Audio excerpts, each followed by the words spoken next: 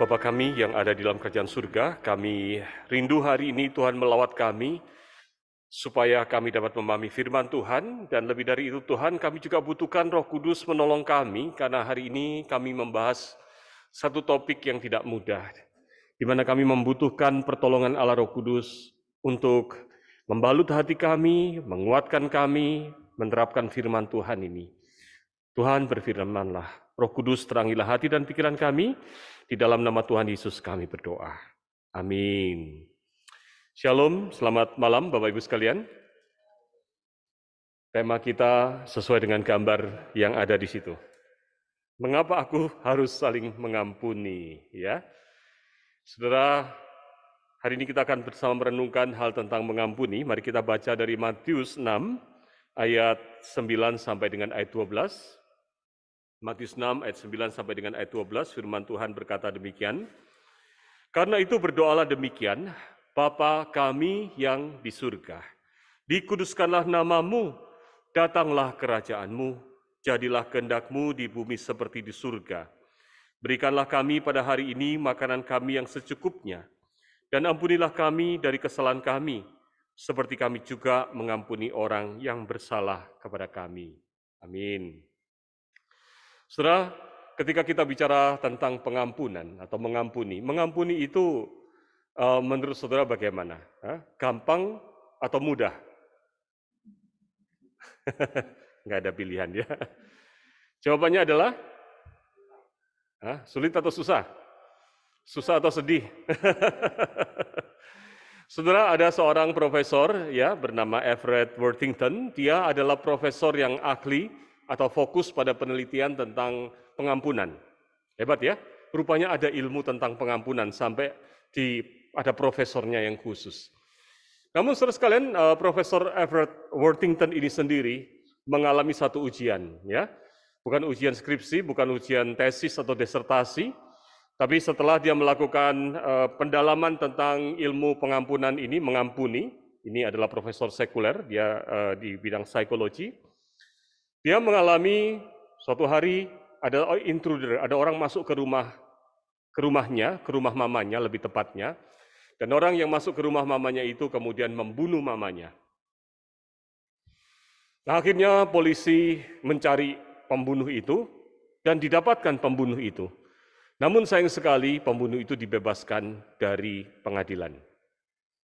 Saudara bisa bayangkan perasaan dari itu, kalau saudara ada di dalam posisi Profesor Everett Worthington ini. Mamanya yang dikasihi, dibunuh oleh orangnya ketangkep tapi nggak diadili. Itu double triple, betul ya? Sudah sedih kehilangan mama, lalu mengalami rasa ketidakadilan, dan inilah yang dialami oleh Profesor Everett Worthington. Tapi akhirnya di dalam pergumulan yang panjang, profesor ini berhasil ya belajar mengampuni pria pembunuh ini. Nah, menarik kalimatnya, dia berkata begini, waktu saya kuliah profesor, saya mendapatkan nilai terbaik dalam hal studi tentang pengampunan. Namun, di dalam hal mengampuni orang yang membunuh mama saya butuh 10 tahun untuk kemudian berhasil mengampuni. Artinya, saudara sekalian, kalau saudara tadi mengatakan bahwa mengampuni itu sulit, ini profesor yang ahli mengampuni aja juga mengalami kesulitan, betul ya? Jadi saudara, mengawali hari ini, tema hari ini, saya ingin mengajak saudara sekalian bahwa memang betul, ini bukan hal yang mudah. Tetapi firman Tuhan mengatakan bahwa kita harus belajar mengampuni. Kalau gitu apa yang dapat kita pelajari pada malam hari ini? Saudara, mengapa kita itu sulit mengampuni? Saudara pernah mengalami masalah dengan mengampuni? Ya, saya rasa kita banyak mengalami hal itu. Mengapa sih kira-kira orang itu susah mengampuni? Saudara, ada beberapa hal. Yang pertama, saudara sekalian, ada orang yang masih merasa sakit hati kepada orang yang bersalah. Jadi dia lagi menikmati sakit hatinya itu, makanya belum mau mengampuni. Ya, makanya kadang-kadang disuruh mengampuni, enggak, aku masih sakit hati, betul ya? Orang yang begitu tuh sebetulnya dia sedang menikmati sakit hatinya, betul enggak? Enggak mau keluar cepat-cepat dari sakit hatinya. Tapi seperti itulah kita semuanya ya. Ketika kita itu masih sakit hati, kita susah mengampuni. Ketika orang bersalah kepada kita, kita itu susah mengampuni. Ya, saudara, padahal hal mengampuni itu atau sakit hati karena orang bersalah kepada kita itu seperti kalau saudara pakai sepatu, di dalam sepatu itu ada belingnya. Apa itu beling itu? Bahasa Perancis sudah beling. Kaca, pecahan kaca, betul ya? Kalau saudara di dalam sepatu saudara ada kaca, lalu saudara masuk di dalamnya, saudara jalan, sakit nggak? Sakit. Lalu terluka kan? Lalu kalau saudara bilang nanti dulu deh, saya masih sakit nih, saya jalan terus. Tambah lama, tambah sembuh atau tambah sakit? Bisa tambah besar sakitnya. Maka saudara sekalian ini sebetulnya memang agak aneh. Tidak mau mengampuni karena masih sakit hati. Tapi semakin dibawa jalan, semakin sakit hati sebetulnya. Hal yang kedua, alasan yang terbesar dari orang tidak bisa mengampuni, itu adalah berkata begini biasanya. Enak aja, kayak anak ini ya. Keren ya wajahnya ya. Kalau yang tadi drama gitu ya. Kalau yang tadi wajahnya wajah drama, kalau yang ini wajahnya adalah wajah wah enak aja. Gitu, diampuni. Karena kita menganggap saudara sekalian, kalau orang diampuni, kalau kita mengampuni orang yang bersalah kepada kita, untung dia dong jadinya. Betul ya?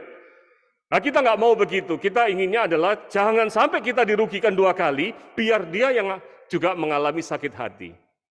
Betul ya? Padahal kalau kita tadi belajar sedikit sekilas bahwa sakit hati karena tidak bisa mengampuni itu justru semakin melukai kita, sebetulnya semakin kita susah mengampuni, semakin rugi siapa? Kita. Belum tentu orang yang tidak kita ampuni itu malah jadi semakin sakit hatinya. Enggak. Pernah enggak waktu kita kecil, saudara sekalian, dibully main-mainlah sama kakak kita. Sampai kita kesel, nangis. Pernah enggak gitu? Lalu kemudian kita gondok seperti anak ini. Saya nggak mau ngampuni kuku saya, nggak mau ngampuni cici saya, biarin aja misalnya gitu kan. Lalu kemudian cici sama kuku habis gitu main bola di sana, ketawa-ketawa. Ya, kitanya yang masih ngumpet di belakang pintu, betul nggak? Marah, wah, biarin saya nggak mau ngampuni, biar dia yang sakit. Padahal kita yang ketinggalan di situ, di pojok pintu itu, betul ya? Dulu saya rasa tiap anak kecil pernah ngumpet di pojok pintu itu dengan menangis ya. Saya juga pernah. Tapi koko kita, cici kita, ketawa-ketawa sudah makan es krim dan sebagainya. Saudara, kalau kita tidak bisa mengampuni sebetulnya yang rugi kita sebetulnya. Ya, belum tentu itu akhirnya menyakiti hati orang yang tidak kita ampuni. Yang ketiga, saudara sekalian, seringkali kita menganggap bahwa saya tidak mau mengampuni, biarlah itu menjadi hukuman buat dia. Gitu ya. Nah, kurang lebih gambaran-gambaran ini adalah alasan mengapa orang itu susah mengampuni. Nah, pertanyaannya adalah, yang perlu kita pikirkan adalah apakah masalah dengan tidak mengampuni? Ada nggak sih efeknya kalau kita itu tidak mengampuni? Saudara, ada beberapa masalah yang terjadi yang kita alami, konsekuensi dari hidup yang tidak bisa mengampuni itu. Yang pertama adalah masalah psikologis. Ya, orang yang tidak bisa mengampuni, saudara, ternyata malah menurut penelitian, ini dari John Hopkins Medicine, ya websitenya, saudara tahu John Hopkins termasuk yang cukup terkenal, maka di dalam artikelnya dari penelitian yang ada dikatakan bahwa orang yang menyimpan dendam lebih cenderung mengalami depresi berat dan gangguan stres pasca trauma serta kondisi kesehatan lainnya. Ya, termasuk juga imunitas tubuh jadi berkurang karena stres. Jadi saudara sekalian, kalau kita tidak bisa mengampuni itu, sebetulnya yang rugi siapa? Kita. Ya, orang yang tidak diampuni malah nggak kerasa, mungkin lagi makan es krim, mungkin lagi nonton, mungkin lagi jalan-jalan. Saudara, masalah yang kedua adalah masalah kesehatan fisik. Rupanya orang yang tidak bisa mengampuni itu juga mengalami masalah fisik. Ya, jadi dari psikologinya, kejiwaannya, lalu efeknya juga ke tubuh. Nah, dari penelitian, ini sifatnya yang positifnya, penelitian telah menemukan bahwa tindakan memaafkan dapat menuai manfaat besar bagi kesehatan Anda. Artinya, kalau tidak memaafkan ya malah jadi buruk kesehatannya. Ya, apa sih manfaat dari memaafkan itu? Dikatakan satu, menurunkan risiko serangan jantung. Saudara mau mengalami serangan jantung? Ya, maka belajar memaafkan, gitu kan? Meningkatkan kadar kolesterol dan tidur. Waduh, 2 bulan yang lalu saya stres, kolesterol saya tinggi. Wah, latihan olahraga, ngurangi makan dan sebagainya. Lalu kalau ditambah tidak bisa mengampuni, kolesterol tambah naik. Ya, kemarin waktu Yayasan Hidup Baru melakukan pemeriksaan kesehatan di sini, banyak yang kolesterolnya tinggi. Mudah-mudahan bukan karena tidak bisa mengampuni, mungkin gara-gara salah makan aja, ya. Lalu kemudian mengurangi rasa sakit. Jadi kalau kita itu, ini secara medis ya saudara ya, bisa mengampuni, maka mengurangi rasa sakit. Tekanan darah jadi lebih baik. Tingkat kecemasan, depresi, dan stres menurun. Dan dari penelitian menunjukkan bahwa terjadi peningkatan hubungan pengampunan dengan kesehatan seiring bertambahnya usia. Artinya apa? Kalau kita ini tambah tua, efek dari mengampuni itu terhadap kesehatan semakin kuat. Bapak Ibu termasuk tua atau muda? Muda. Tetaplah belajar mengampuni, ya. Nah, ini bicara tentang dampak terhadap kesehatan, ya. Berikutnya adalah masalah sosial. Saudara, orang-orang yang tidak bisa mengampuni, kita itu mengalami masalah sosial sebetulnya. Saudara, pernah nggak saudara lagi punya musuh gitu ya? Nggak bisa mengampuni, kesel sama seseorang. Lalu misalnya masuk ruangan kayak gini. Waktu saudara masuk ruangan ini, dan saudara tahu bahwa memang ini adalah ruangan yang dipakai bersama oleh siapa saja, maka mata saudara pertama kali lihat apa? Cari orang yang kita musuhin itu, yang kita kesel itu ada nggak di situ, betul nggak? Begitu saudara masuk buka pintu di situ kelihatan, dia duduk di situ, apa yang terjadi? Entah pulang atau cari tempat yang jauhan, betul nggak? Kalau dia di sini, ganti begitu. Terus kan, saya dulu pernah nakal saudara. Ada orang yang lagi berkonflik sama saya. Lalu kemudian saya agak kerjain. Kalau saya duduk situ, dia nggak biasa duduk situ tuh, gara-gara masalah sama saya dia pindah. Begitu kan, besoknya waktu kuliah. Maka kemudian kuliah berikutnya ganti saya duduk di situ. Wah, dia minggir ke sini. Selesai istirahat kuliah, saya pindah ke sini. Dia pindah ke sana. Gitu kan? Jadi saudara, orang itu akhirnya pusat perhatian dari kita saat kita itu tidak bisa mengampuni orang adalah orang itu. Betul nggak? Ya ngapain kita tercantol dengan orang yang seperti begitu? Betul nggak? Kita kehilangan kebebasan kita. Bahkan saudara sekalian seringkali di dalam dunia bisnis dan sebagainya kita jadi tidak punya keleluasaan untuk bangun kerjasama. Kenapa? Kalau kita kerjasama ini tahu, ternyata dia ini adiknya itu musuh saya. Batal deh. Betul ya? Mau pelayanan juga sama. Makanya di dalam gereja dampak sosial dari tidak bisa mengampuni ini bisa terjadi perpecahan, tidak semangat melayani dan sebagainya. Saudara, masalah lainnya juga adalah masalah kesehatan spiritual. Nah, perhatikan saudara ayat yang tadi kita baca. Ketika dikatakan bahwa Tuhan mengajarkan doa Bapa kami, menarik sekali loh sebetulnya. Doa Bapa kami itu dari ayat-ayat yang ada, ternyata porsi yang terbesar adalah tentang hal mengampuni. Bapa kami yang di surga, dikuduskanlah namamu, datanglah kerajaanmu, bicara tentang Tuhan.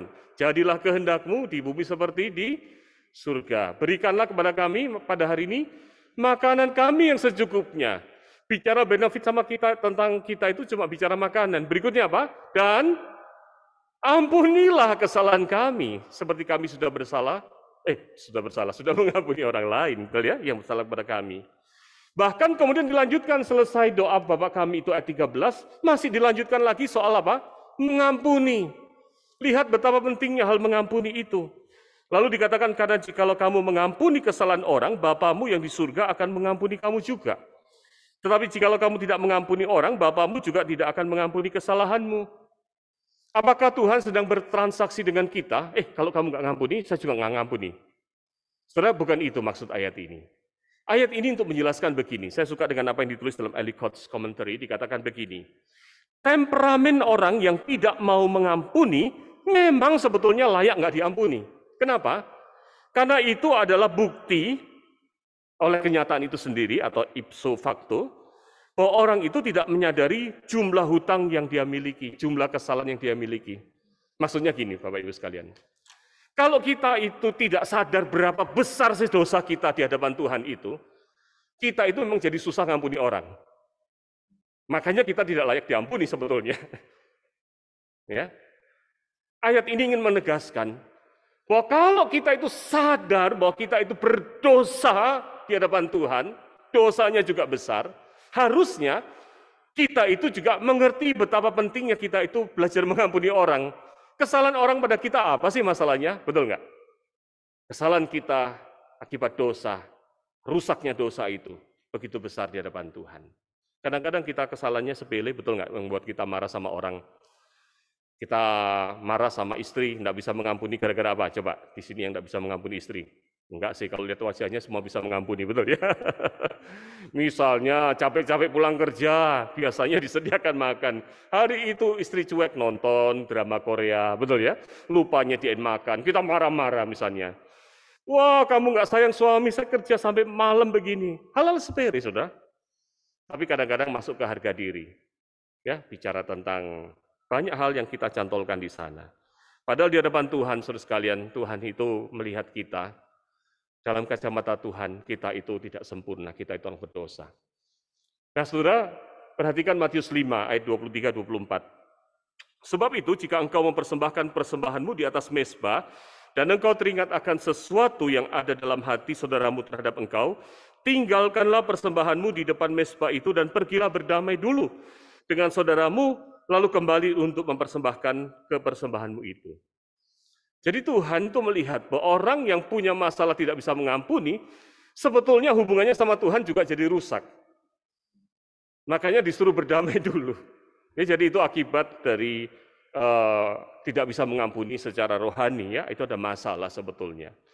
Nah, kalau gitu bagaimana kita dapat mengampuni? Karena itu adalah tema utama kita atau hal utama yang penting kita ketahui pada malam hari ini. Sebelum bicara tentang bagaimana kita dapat mengampuni, mari kita pelajari dulu apa sih yang dimaksud dengan mengampuni itu. Saudara, kalau kita lihat di dalam Matius 6 ayat 12, kata mengampuni itu digunakan kata apihemi, ya. Apimi, ya. Apihemi, susahlah gitu ya. Berasal dari kata apo yang artinya away from, dan hiemi yang artinya send. Atau kurang lebih kalau diterjemahkan itu, kata ampunilah ini arti dasar kata-katanya itu adalah apa? To let go. Membiarkan pergi, melepaskan. Nah, itu artinya mengampuni. Jadi mengampuni itu artinya melepaskan. Nah, ntar tanya siapa yang dilepaskan gitu ya. Kira-kira menurut saudara siapa yang dilepaskan? Orang yang tadi kita tangkap, kita mau gebukin itu? Apakah itu maksudnya? Ya. Maka kata ampuni itu, dari kata itu juga berarti memaafkan. Nah, saudara, sebelum nanti kita coba rumuskan kira-kira apa sih artinya mengampuni dalam hal ini, saya suka melihat juga kata mengampuni ini atau konsep mengampuni ini dalam hal pendekatan psikologi. Ya, ada satu definisi yang menarik yang ditulis dalam tulisan di Mayo Clinic, yang dikatakan begini penekanannya. Penekanan dari mengampuni itu adalah keputusan yang disengaja untuk melepaskan diri dari kebencian dan kemarahan. Ya, ini maksudnya bukan melepaskan kemarahan artinya muarah sehabis-habisnya, begitu bukan, saudara ya. Melepaskan diri kita dari kemarahan dan kebencian, itu intinya. Ya. Kalau Bob Enright dari Association of Psychologists, American Psychologists Association, ya, menuliskan definisinya begini, bahwa pengampunan sejati itu melangkah lebih jauh, katanya. Menawarkan sesuatu yang positif, empati, kasih sayang, pengertian terhadap orang yang menyakiti Anda. Jadi sebetulnya kalau dari sini kita jadi dapat memahami, yang disebut dengan mengampuni itu sebetulnya bukan melepaskan orang yang bersalah kepada kita, tetapi lebih utamanya justru melepaskan diri kita dari ikatan kemarahan, dendam ataupun kebencian dari orang yang bersalah kepada kita. Itu utamanya. Utamanya di sini nih. Urusannya di sini. Karena dampak dari tidak bisa memaafkan itu di sini nih. Mulainya juga dari sini. Jadi ini bukan bicara soal keadilan. Wah, orang dibebaskan dari hukuman. Bukan itu. Itu bicara tentang diri kita. Membebaskan diri kita dari kebencian, kemarahan, hal-hal yang negatif yang diakibatkan oleh orang yang salah kepada kita ini. Nah, itu artinya mengampuni. Saudara sekalian, jadi ini bukan berarti orang yang bersalah bebas dari konsekuensi atas kesalahannya. Ketika seseorang bersalah, yaitu ada konsekuensinya. Tapi bukan kita yang menghukum dengan tidak mengampuni. Yang kedua, saudara sekalian, kata mengampuni ini, atau konsep mengampuni ini, tidak selalu artinya terjadi rekonsiliasi. Ya, Contohnya misalnya ada orang, anak muda, perempuan diperkosa sama orang. Maka dia harus belajar mengampuni untuk melepaskan amarah geramnya itu dari diri dia. Tapi bukan berarti dia rekonsiliasi sama yang memerkosa dia. Apalagi kalau itu membahayakan dia. Ada orang yang sudah jahat dan dia terus tidak bisa keluar dari kejahatannya. Betul nggak? Kalau kemudian korban ini berdamai atau mengampuni dalam arti kemudian berteman, bisa dibayangkan betapa kacaunya itu. Jadi mengampuni tidak ada hubungannya dengan konteks rekonsiliasi sebetulnya. Tapi adalah bagaimana kita ini tidak lagi menaruh amarah dendam kita, kebencian kita atas perbuatan salah orang tersebut. Urusan orang itu biarlah bersama Tuhan, di hadapan Tuhan. Nah, saudara sekalian, itu adalah bicara tentang mengampuni. Nah, bagaimana kita dapat mengampuni, saudara sekalian?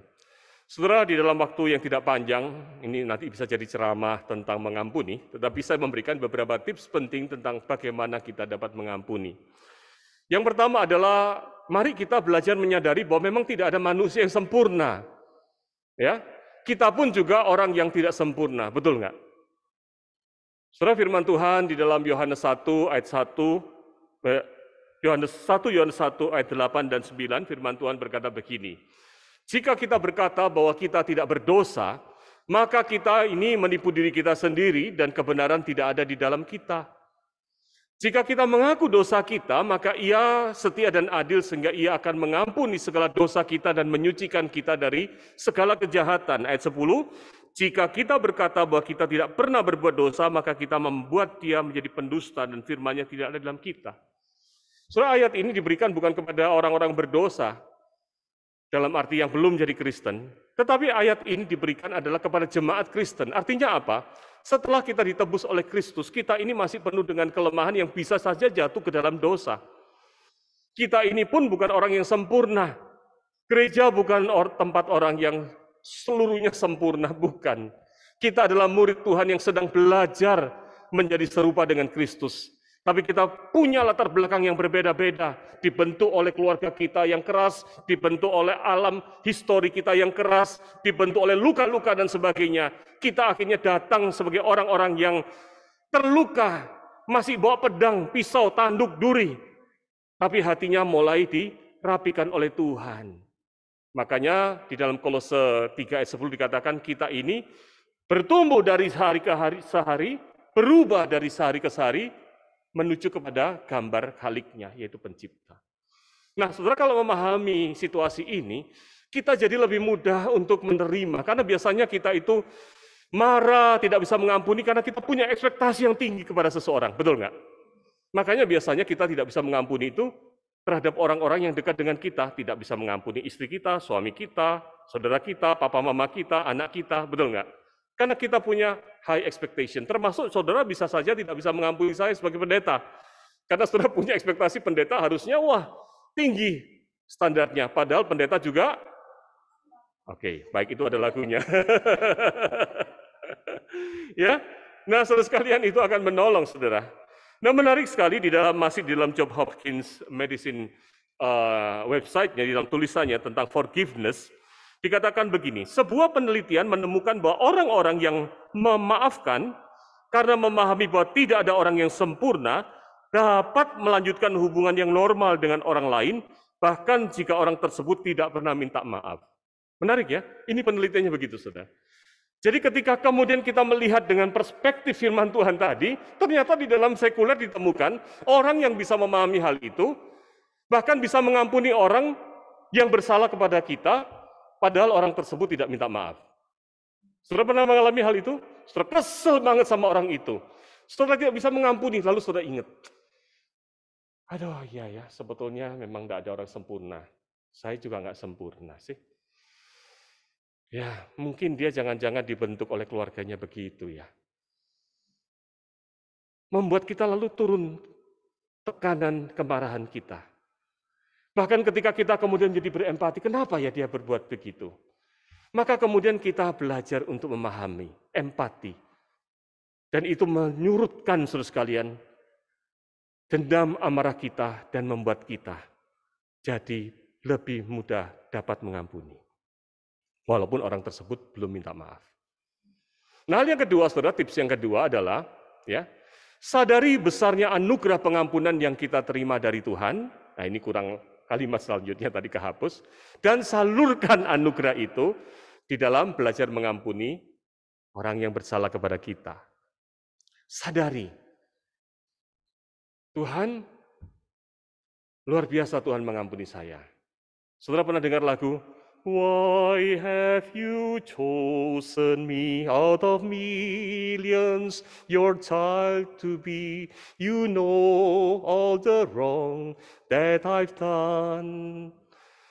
Oh, how could you pardon me, forgive my iniquity, to save me? Berikutnya apa itu? Lupa saya lagunya. Tapi lagu itu berkata gini, Tuhan, mengapa Engkau memilih saya dari banyak jutaan orang di dunia ini? Kalau dipikir-pikir lebih banyak orang yang lebih baik dari saya. Kalau pikir-pikir saya ini dosanya besar Tuhan. Bagaimana Tuhan bisa mengampuni saya? Nah, di situ harusnya kemudian menjadi kesadaran. Saudara, kalau saudara tanya, pernah nggak sih musuh Petrus itu marah sampai susah ngampuni? Pernah ke titik itu. Tapi setelah mikir-mikir, bahkan kadang-kadang saya mikir, Tuhan, kok Tuhan nggak hukum sih orang kayak gini? Ya pernah gitu ya. Kesel banget, sakit hati sampai muncul gitu dalam doa. Ya namanya doa kan percakapan dengan Tuhan, tapi Tuhan luruskan berikutnya. Petrus, kalau aku hukum orang yang kayak gini, kira-kira kamu termasuk orang yang aku hukum juga nggak ya? Iya Tuhan, sebetulnya kalau dihitung-hitung saya pun juga punya banyak kesalahan. Akhirnya saya katakan, Tuhan jangan hukum dia Tuhan. Ampuni dia dan saya juga mau mengampuni dia. Berapa besar hutang dosa saya yang diampuni Tuhan jauh lebih besar daripada kesalahan kecil dari orang-orang, saudara-saudara kita. Betul nggak? Amin? Nah, itulah sebabnya dalam Efesus 4 ayat 32 dikatakan, tetapi hendaklah kamu ramah seorang terhadap yang lain, penuh kasih mesra, dan saling mengampuni, sebagaimana Allah di dalam Kristus telah mengampuni kamu. Ada modelnya. Kalau manusia dunia mengampuni susah karena nggak punya modelnya. Manusia dunia orang yang salah digebuk. Lu jual, gua beli, betul nggak? Bukan jual beli mobil, saudara. Ngerti kan orang Jakarta ya? Lu jual, gua beli. Artinya apa? Lu nyakiti gua sakitin lu. Itu adalah cara orang dunia. Nggak ada modelnya, nggak ada model apa itu pengampunan. Tapi Tuhan bukan hanya memberikan model bagaimana seharusnya pengampunan itu, tapi dia juga melakukannya buat saudara dan saya. Saudara menikmati karya pengampunan itu. Maka dikatakan saling mengampunilah sebagaimana Allah di dalam Kristus telah mengampuni kamu. Saudara, berikutnya, ya. Yang ketiga adalah mintalah Roh Kudus membantu menundukkan ego kita, menyembuhkan luka kita, agar kita dapat mengampuni. Saudara, pengampunan itu bukan hal yang mudah, tadi saya katakan di depan. Ya. Mengampuni itu perlu pekerjaan besar.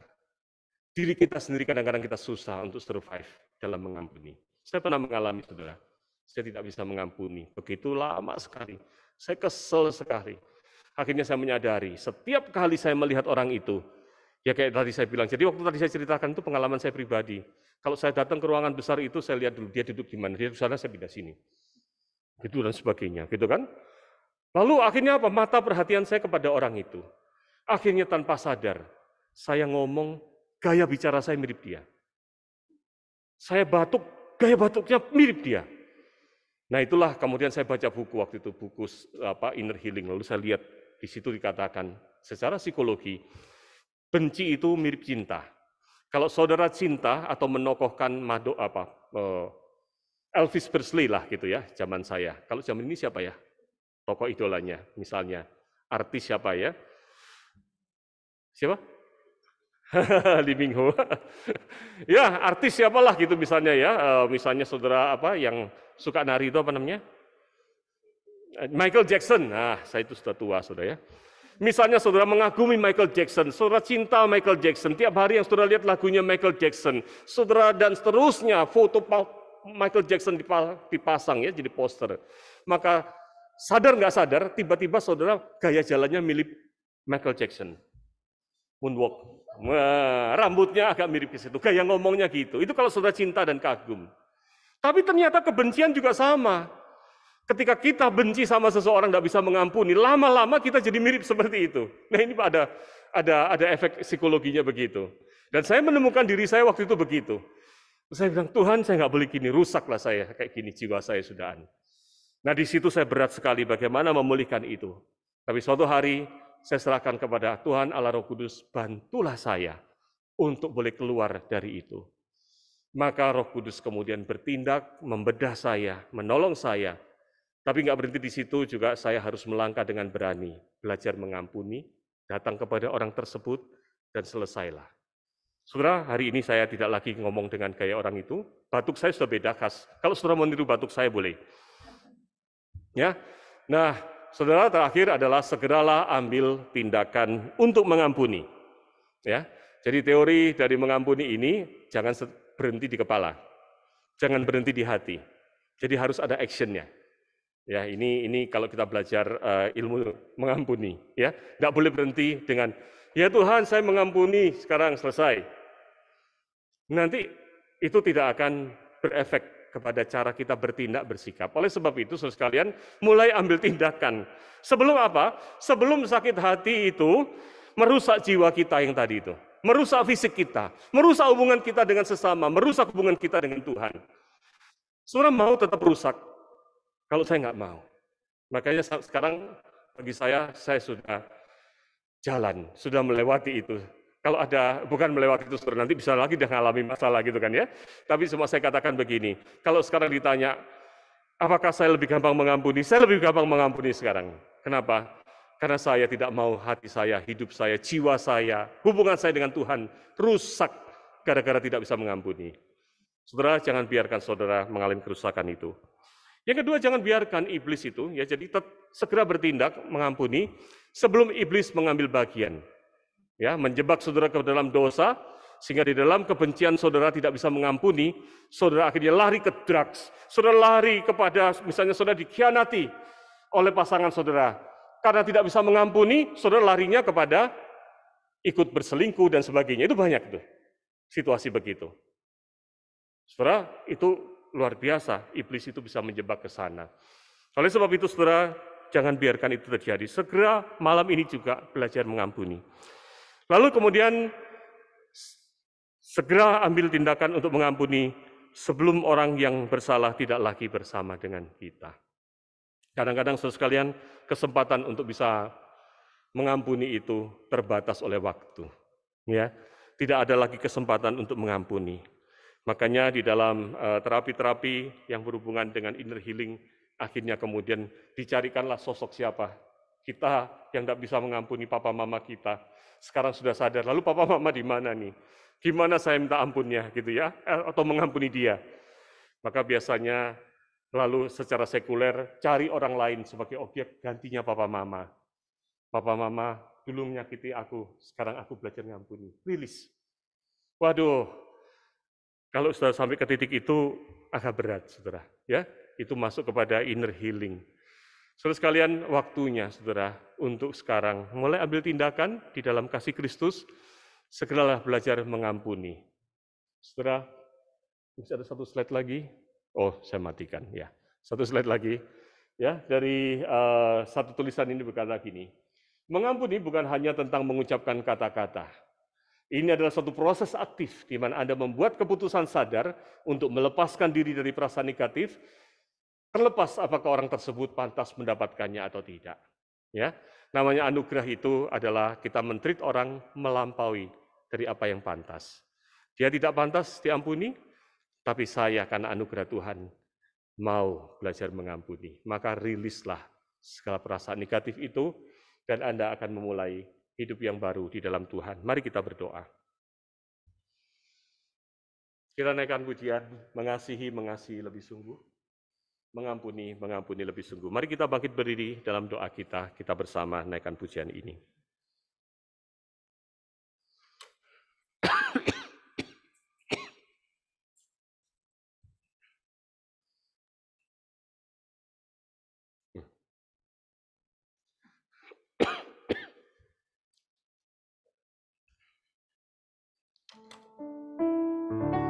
Dalam sikap berdoa, mari kita naikkan lagu ini sebagai doa kita. Tuhan, ajar saya mengasihi lebih sungguh, mengasihi Tuhan lebih sungguh, karena Tuhan telah mengasihi saya.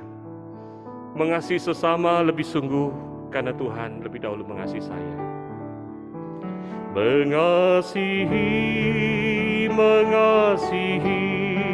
lebih sungguh, Tuhan lebih dulu mengasihi.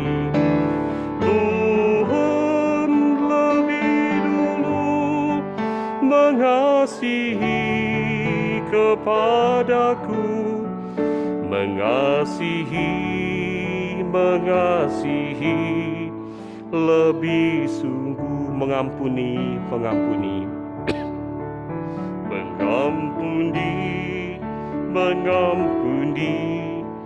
lebih sungguh,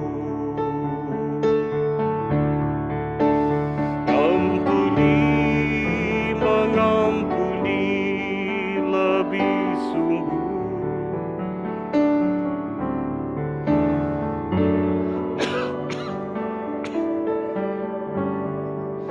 Mengampuni kepadaku, mengampuni lebih sungguh. Mari kita ambil sikap berdoa. Apakah ada ganjelan dalam diri saudara yang membuat sulit mengampuni? Apakah ada orang yang saudara sedang pikirkan di dalam benak saudara saat mendengarkan firman Tuhan dan menyanyikan lagu ini, di mana saudara susah mengampuni? Saudara, secara sekuler saja dipetakan begitu banyak akibat dari tidak bisa mengampuni.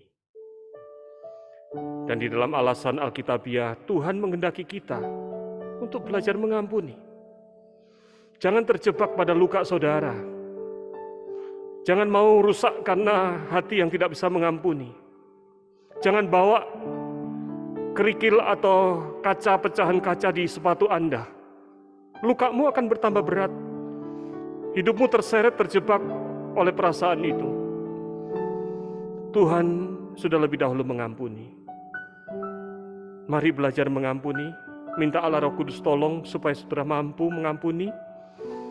Dan malam ini atau besok segeralah cari tindakan apa untuk datang atau untuk mengatakan bahwa Anda dalam kasih Tuhan, dalam hikmat Tuhan mau mengampuni. Bapa kami yang ada dalam kerajaan surga, biarlah malam hari ini menjadi cara Tuhan melawat setiap kami, supaya kami boleh belajar mengampuni sama seperti Tuhan telah mengampuni kami. Mampukan kami ya Tuhan, Allah Roh Kudus tolonglah kami. Tidak mudah Tuhan, air mata, luka hati kami, luka batin kami begitu dalam mungkin. Tapi Tuhan jangan biarkan anak-anak-Mu rusak karena itu. Jangan biarkan iblis mengambil bagian. Dan kami tidak mau ya Tuhan waktu menjadi terlambat untuk kami belajar mengampuni. Mampukan kami untuk mengampuni. Malam hari ini kami akan istirahat. Tuhan tolong berkati malam hari ini, damai sejahtera Tuhan menyertai. Dan sebentar kami akan melakukan perjalanan pulang. Tuhan tolonglah kami, sertailah kami dalam perjalanan pulang. Dan berkati kami semua malam hari ini menjadi malam damai di dalam Tuhan. Hati kami damai, tekad kami dibulatkan melakukan firman Tuhan. Di dalam nama Tuhan Yesus kami berdoa. Amin. Bapa terima kasih.